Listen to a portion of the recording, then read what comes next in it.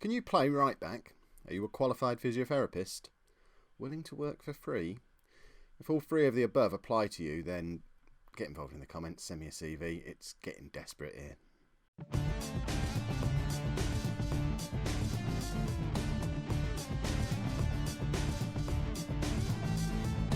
Hello and welcome to Season 9, Episode 3 of Non-League to Legend. I'm Kev, and coming up on today's episode, I've got live comms at home to West Brom and away against Spurs. I suppose it's the law that I have to show you the two games that we played since you were last with me. I mean, we saw them at the end of the last episode. It was the big ones.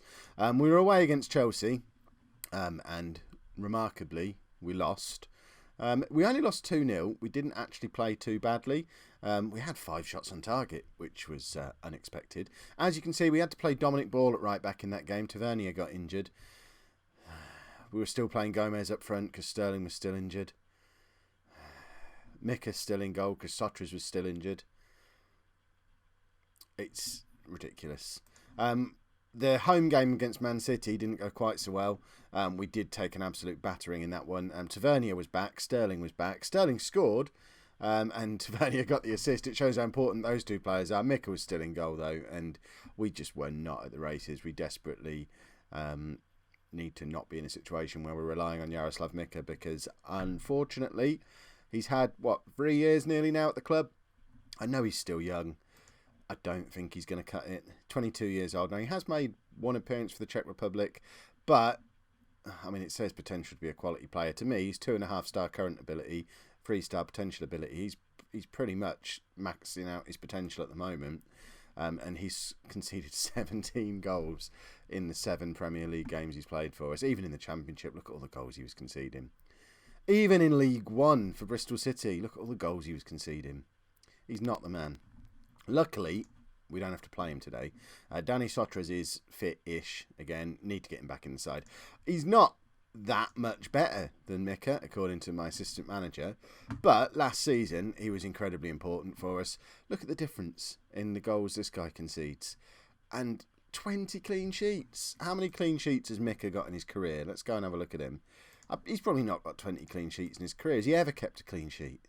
Oh, there you go. He has 20 clean sheets in his career. So Danny Sotres got as many clean sheets last season as Mika has had in his entire career. So that says it all, really. We are closing in on being back to full strength now. Jan Zeman is injured, unfortunately. Yet another player to add to the injury list, as is Dominic Ball. Zeman is going to be out for only a couple of weeks. He got injured on international duty. Dominic Ball, he's out again for a couple of weeks. I think they're the only new injuries to mention. Emir Hughes is injured. Oh, of course, our captain and best player, Lasse Viggen Christensen, has pulled his hamstring. He's out for 2 or 3 weeks.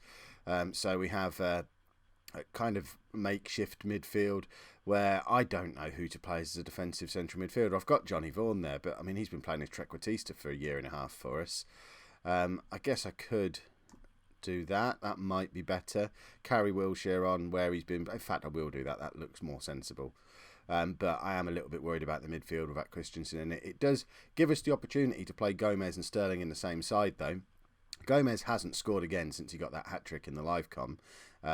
But I don't know, give him a go in his natural position, which is the attacking midfielder. He might go out and bag a load of goals for us today, which would be superb.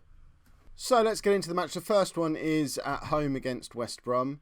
There you go. Gomez is apparently... How is Gomez going to be... I'll make him captain if the assistant manager thinks he should be captain. Why not make him captain? It might be the making of him. He's, 22 years old. He's never been a first-choice player for us. He has been good this season. He got Premier League Young Player of the Month as well. It's because there's so few games in the Premier League. There was only 3 games that month, and one of them he bagged a hat-trick in. So I guess that qualifies him for Young Player of the Month. So... I'm not going to argue. We'll reward him by making him captain for the day. I suppose Wilshere, Tavernier, Haidara, they would have all, even Ambrose would have all been more sensible choices. If Zeman had been in the side, easy, no-brainer. He's the future. He will be captain when Christensen moves on. But we'll see how Gomez gets on. Like I say, he might go and get 5 goals today or something ridiculous. Encouragingly, we're not bottom of the league. We're 18th. We're 2 points clear of Villa and Derby. Still in the relegation zone, of course, but then who would expect any less? And we're now even further in the relegation zone because Villa have gone ahead in their game. Oh, I would love to get another win under our belts. That's a good save from Danny Sotris. That would have been 1-0 with Mika in goal, no doubt about it. So Sotris, even though he's not fully fit, glad to have him back. He's just a good reflex goalkeeper. He's not as good collecting crosses, commanding his area, all that stuff. But as a shot stopper, very good keeper. I guess for the... Oh, there he goes again. Another excellent save. They've had 2 clear-cut chances now and he's kept them both out. Is this going to be the answer? Look, he's on an 8.8 at the moment. I bigged him up before the game. He is going to be key to our chances of getting not getting promoted, we're already in the Premier League, of staying in the Premier League. If he can stay fit now and have a good season, I'm not going to lose hope. We haven't actually had an attack yet though, have we? 35 minutes in, at home, against a team who should be the kind of team we're picking up points against if we're going to survive. We've had 1 shot, it was off target. We've only had 40% possession. We're clearly completely demoralised by those 2 games against 2 of the best sides in the division. And we need to snap out of it. We need a leader on the pitch. Good job we've got Gomez as captain. Sterling's got the ball here now. Finds Zubeldia to Vaughan. I don't like having to play Vaughan so deep, but we have no other options. And Thierry Ambrose has put us 1-0 up. That's our first shot on target of the game. Ambrose has done really well there. Was it a Sterling cross? I've already forgotten. Good job we've turned replays back on, eh? Taking forever to load though. When's my new PC here? This is ridiculous. Edit this out, Kev. Did you edit it out? Because that's stupid. Right, so Vaughan plays it out to Tavernier. So it was a Tavernier cross, was it? There you go. He's picked up another assist. Cross comes in from Tavernier. And Ambrose, it always looks like a header, but obviously wasn't. 1-0 up, going into half-time. This is good. Oh, surely we're not going to get a second.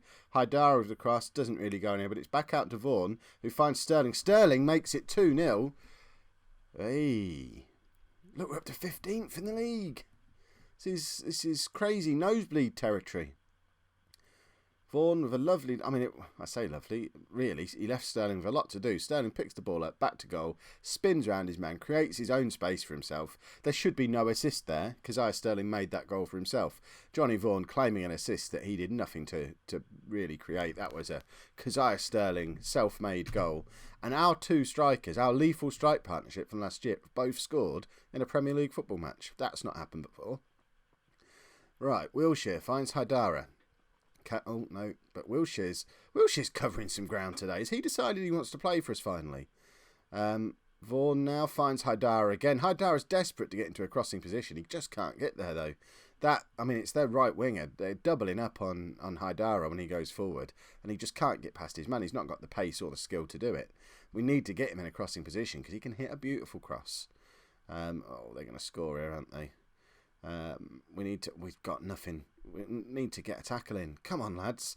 We're just letting them pass it. Sotris again. What a save. If he doesn't get man of the match today, I don't understand how man of the match awards work. It's been an incredible goalkeeping performance. Ambrose now, through ball to Sterling. Sterling's got a lot to do, but finds Zubeldia. Out to Haidara. He is in a crossing position now, but he elects to shoot, and it goes straight into the goalkeeper. Have we just won a penalty? Oh, no. We fouled their player. Do we get a penalty for that? Amat's not been a good signing so far. He's on a lot of money. Someone pointed that out in the comments. Panic buy. Total panic buy. But good job we did, because otherwise we'd be playing James Maloney at centre-back today, because Zaman and Ball are both injured. So we had to buy someone, and he was the only defender we could buy for the £700,000 we had left in the transfer budget. Right, Gomez is ready to come off. I think what I'm going to do is bring Lansbury on and just push Vaughan back into his preferred position as Trequartista. And then... but now I want to take Wilshere off. I guess I bring Maraglia on for him then. And bring Vaughan back. And we'll do that. So, yeah, Vaughan had a millisecond back as a Trequartista. Hopefully, Lansbury's going to be able to do the same job Wilshere was doing there. I mean, Wilshere's rating was low, but he was chasing the ball down and getting in good defensive covering positions, and we've let them just pass the ball through us there. Suspicions of offside, maybe, referee? Maybe not. Let's have a look. So, we're watching the man. It's... I don't know. That guy over here, he's definitely offside, but I guess not interfering with play at all. And their player does run from deep, but it was... I think it was... Dane, maybe, was playing everyone onside. And this is where we get into that situation again. We're going into the 80th minute. We've played really well, but 10 minutes left. We're only a goal ahead, and I don't know what to do. This happens too often. We're going to take Thierry Ambrose off, bring Kirk on, move Maraglia up front, and do that. And I guess we can't just attack, but when I go defending, we concede. When I keep attacking, we concede. What am I actually supposed to do in this situation? Right, we've got 5 minutes to go. We've got to do... Oh, Zubeldia's picked up a knock as well now. Can Lansbury do this? He can do a job there. And I'll do this, and I'm just going to bring everyone back a little bit. You're going to be an advanced playmaker on support, just so you drop a little bit deeper. I'm going to bring you in there, and you're going to go defensive. You can just be a normal playmaker. We better put you on attacking, just so we've got someone going up there with Sterling, or he's going to be left all on his own. I want you to... No, you can't really defend, can you? Deep line playmaker. Can we do that? And then just stick everyone behind the ball. I don't know if that's a good idea. We'll probably concede a goal here.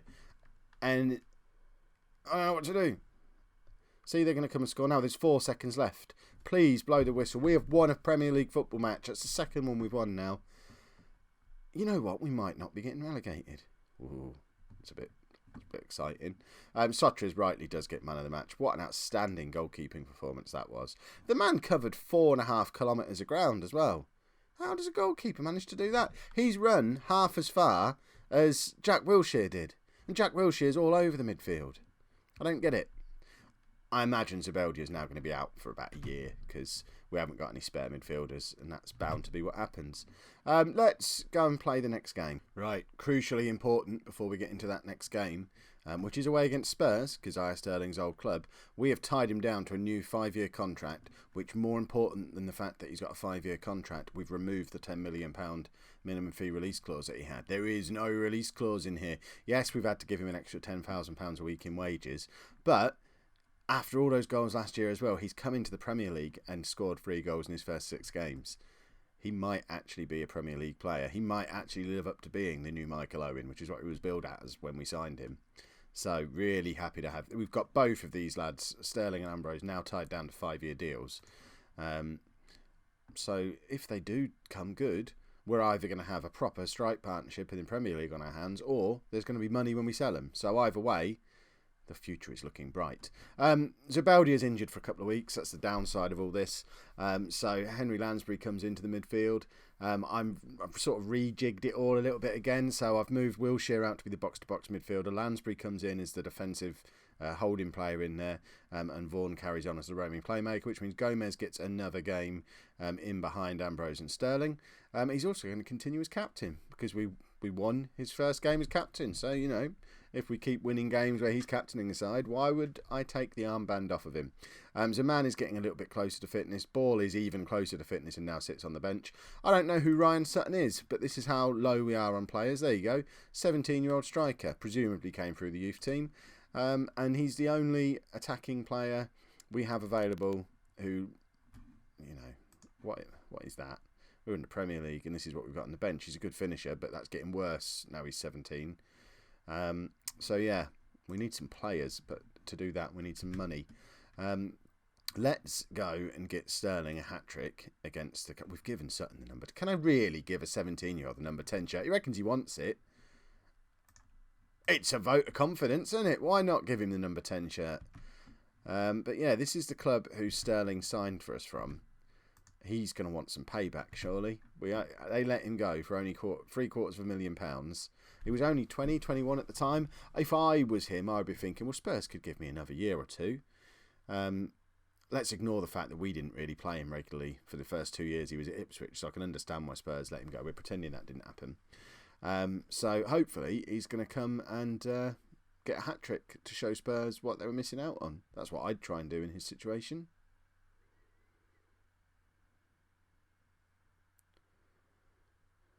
Right, what happened here then? So, I mean, Haidar is out of position. Long ball over the top. I mean, they've got him behind us with 2 different players there.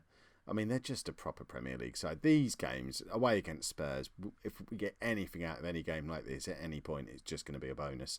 15 minutes in, we've had 27% possession. That sounds about right. I think I probably need a defensive tactic for games like this, because there's no point going and attacking, because as you can see, we're not even getting the ball. We're not getting the ball. The third of the game we've got the ball for, we're not getting any shots away. But it comes back to the tiny squad that we're working with again. What do I do to make this more defensive? The only players I've got on the bench, really, Kirk, Miraglia, they're all attacking players. I can't bring a holding midfielder into the side because I don't have one. Can't bring any extra defenders in because I don't have any. So we're kind of stuck in a situation where we've got to stick with this. To be fair, we're only 1-0 down at half-time. We've still only had one shot and we missed. We've still only had 34% possession. That might be the worst possession rating any Premier League team has ever had in a game of football. Certainly any team that's only 1-0 down. So I guess we're playing very well for what we're trying to do, but these games are depressing. I might not show any more big away games because we're rubbish at them. Oh dear. Right, Miraglia, you can come on. Shall we bring Ryan Sutton on? What have we got to... No, I'm not that stupid. We'll bring Kirk on. If I was Sebastian Kirk, I would just get in my car after the game and just drive back to Germany if Sutton had come on instead of him in that situation, because we could still go on and snatch a draw in this game. We brought on 2 attacking players. We only need a goal for a ridiculous, unlikely draw. So we've got to give Kirk a chance to go and find it for us. And he finds Vaughan. Vaughan has crossed... I mean, Miraglia and Sterling both with clear-cut chances there, I think. It's only recorded as one, but that was the chance. Sterling should have just scored against his old club. Do I take him off and bring Sutton on? No. I don't know. No. I mean, there's no substitution we can make there that's going to make the team any better. We've got 3 defenders, one of which is injured, the other 2 not close to as good as what we've already got on the pitch. And we've got a youth team striker. We'll just make 2 substitutions today, I guess. Let me know in the comments if you were desperate to see Ryan Sutton play. That might be the only time you ever hear that name, because I can't imagine he's going to be on my bench again. Because what's the point? He's only there today because... why is he there? Because Christensen's injured, I guess. And we don't have any other players. We lost 1-0 away to Spurs. There's no shame in that, actually. Yeah, we were rubbish, but they've only beaten us 1-0. Yeah, I am happy with the way we played. And we finished this episode 10 games in outside of the relegation zone. We've just got to repeat that 2 and a bit more times and we'll stay in the Premier League. And if we stay in the Premier League, think of the money we'll have to spend next season. It becomes completely different at that point because we can go out and actually sign some players, start to build a Premier League squad. But I'm getting ahead of myself. That game was on the telly. No wonder I shouldn't have even bothered playing Ambrose. He doesn't do it on the telly. If you've enjoyed today's episode, make sure you pop a like on there for me. Subscribe to the channel so you don't miss out on the rest of this interesting looking season. And thank you very much for watching.